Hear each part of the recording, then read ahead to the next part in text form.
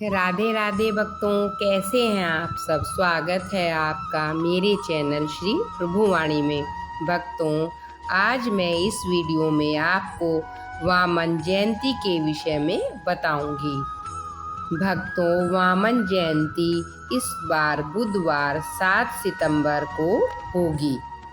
भाद्रपद माह की शुक्ल पक्ष की द्वादशी को वामन द्वादशी कहते हैं। यह वह दिन है जब भगवान विष्णु ने वामन देव के रूप में अवतार लिया था, इसलिए इस दिन को वामन जयंती कहते हैं। वामन देव विष्णु के 5वें तथा त्रेता युग के पहले अवतार थे।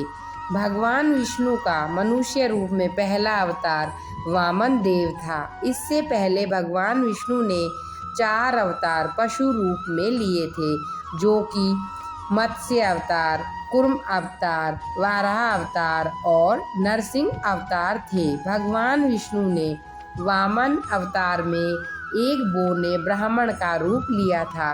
दक्षिण भारत में उपेंद्र के नाम से भी जाना जाता है। वामन देव ने भाद्र माह के शुक्ल पक्ष की द्वादशी को अभिजीत मुहूर्त में, जब श्रवण नक्षत्र प्रचलित था, माता अदिति व कश्यप ऋषि के पुत्र के रूप में जन्म लिया था। वामन भगवान की पूजा के लिए उनकी मूर्ति के समक्ष 52 पेड़े तथा 52 दक्षिणा रखकर पूजन करते हैं। भगवान वामन को भोग लगाकर सकोरे में दही, चावल, चीनी, शरबत तथा दक्षिणा ब्राह्मण को दान करके व्रत का पारण करते हैं। इसी दिन उज्जमन भी कर सकते हैं। आइए सुनते हैं कथा। भागवत कथा के अनुसार भगवान विष्णु ने इंद्र का देवलोक में पुनः अधिकार स्थापित करने के लिए यह अवतार लिया। देवलोक असुर राजा बलि ने हड़प लिया था। बलि विरोचन के पुत्र तथा प्रहलाद के पौत्र थे और एक दयालु असुर राजा के रूप में जाने जाते थे। यह भी कहा जाता है कि अपनी तपस्या तथा ताकत के माध्यम से बलि ने त्रिलोक पर आधिपत्य हासिल कर लिया। वामन एक बोने ब्राह्मण के वेश में बलि के पास गए और उनसे अपने रहने के लिए 3 कदम के बराबर भूमि देने का आग्रह किया। उनके हाथ में एक लकड़ी का छाता था। गुरु शुक्राचार्य के चेताने के बावजूद बलि ने वामन को वचन दे डाला। वामन देव ने अपना अहंकार दिखाते हुए पहले ही कदम में पूरा भूलोक नाप दिया, दूसरे कदम में देवलोक नाप लिया।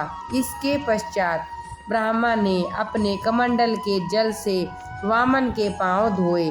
तीसरे कदम के लिए कोई भूमि बची ही नहीं। वचन के पक्के बलि ने तब वामन को तीसरा कदम रखने के लिए अपना सिर प्रस्तुत कर दिया।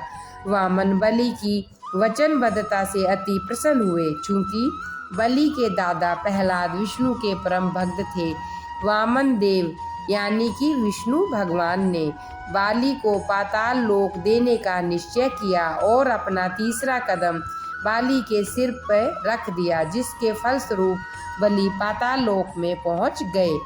एक और कथा के अनुसार वामन ने बलि के सिर पर अपना पैर रखकर उनको अमृतत्व प्रदान किया। विष्णु अपने विराट रूप में प्रकट हुए और राजा को महाबली की उपाधि प्रदान की, क्योंकि बलि ने अपनी धर्मपरायणता तथा वचनबद्धता के कारण अपने आप को महात्मा साबित कर दिया था। विष्णु ने महाबली को आध्यात्मिक आकाश जाने की अनुमति दे दी, जहां उनका अपने दादा प्रहलाद तथा अन्य देवीय आत्माओं से मिलन हुआ। बोलो वामन भगवान की जय, विष्णु भगवान की जय।